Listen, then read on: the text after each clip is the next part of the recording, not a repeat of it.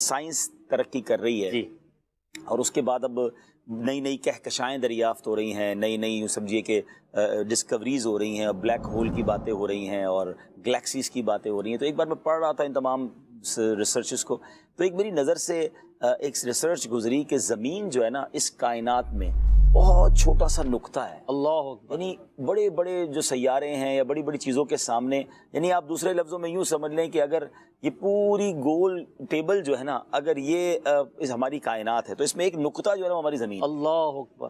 تو میرے ذہن میں اچانک ایک عجیب سا سوال آیا کہ اللہ نے اتنی بڑی دنیا بنائی، اتنی کہکشائیں بنائی اور پھر اتنے پلینٹس بھی موجود ہیں، تو ہماری زمین تو اس میں سے بہت چھوٹا ایک طرح سے حصہ ہے، لیکن اس میں کعبہ بھی ہے، واہ واہ۔ اس میں نبی پاک بھی ہیں، اور ہم نے تو اب تک یہی پڑھا ہے کہ سب سے افضل مقام کعبہ مشرفہ ہے یا مدینہ منورہ ہے اور یہ مقدس مقامات ہیں۔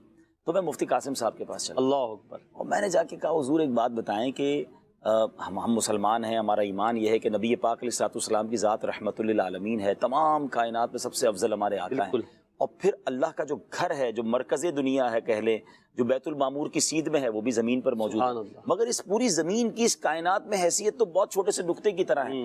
تو کیا ہم یہ مانیں اور یہ جانیں کہ بے شک یہ زمین اس پوری گلیکسی کا ایک چھوٹا سا نقطہ ہے، مگر یہی ساری گلیکسی میں سب سے افضل بھی ہے، واہ۔ اور ہم وہ قوم ہیں یہ دنیا، کیونکہ ہو سکتا ہے دنیا میں اور بھی لوگ رہتے ہوں اور مخلوقات ہوں، ہمیں نہیں پتا، لیکن جو ہم لوگ ہیں کیا وہ اس پوری گلیکسی کے سب سے اشرف المخلوقات ہیں؟ ہائے ہائے۔ تو سبحان اللہ۔ پھر اس کے بعد مفتی صاحب نے ذہن کے دریچے کھولے اور قرآن و حدیث کے ذریعے سمجھایا کہ جی ہاں ایسا ہی ہے، واہ واہ۔ and we are so lucky that we are living in earth۔ ہم خوش نصیب ہیں کہ ہم زمین پر رہ رہے ہیں، اس زمین پر رہ رہے ہیں کہ جہاں نبی پاک تشریف لائے، سبحان اللہ۔ جہاں اللہ کا گھر موجود ہے، اللہ نے اس کو چنا ہے کیا اور بات۔ اس نبی علیہ الصلوۃ والسلام کا ہمیں امتی بنایا اور ہمیں اشرف المخلوقات فرمایا بات۔ ہے۔ یعنی ٹھیک ہے اللہ تعالیٰ کی بہت ساری جو ہے وہ کائنات بہت بڑی ہے، یعنی اگر یوں کہا جا سکتا ہے کہ ہم میں سے کوئی مریخ پہ ہوتا، کوئی چاند پہ ہوتا، کوئی پتہ نہیں کہاں ہوتا، لیکن جو زمین پر ہے وہ اس حوالے سے بھی، پھر اعلیٰ حضرت کا وہ شعر ہے نا اللہ کہ خم ہو گئی پشت فلک استان زمیں سے، سن ہم پہ مدینہ ہے وہ رتبہ ہے ہمارا۔ تو یہ وہ کعبہ مشرفہ کی عظمت۔ اچھا اب ذرا اگر اس تصور سے،